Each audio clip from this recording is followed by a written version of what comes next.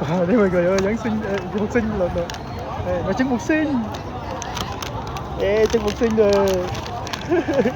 Con nước này có trứng phục sinh nha mọi người.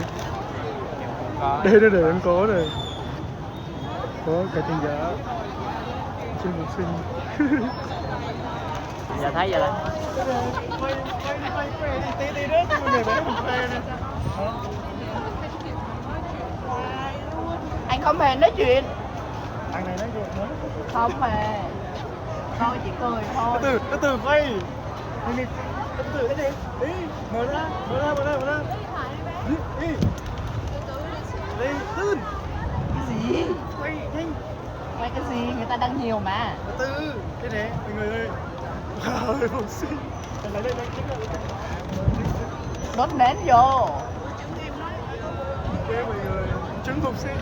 Ủa nó bị Ủa trứng gà hả? Không phải trứng vịt hả? thì trứng gà chứ trứng là trứng nào cũng được. Cái này nó rẻ hơn. Cái này nữa. Từ đây từ từ. Ủa hồi nãy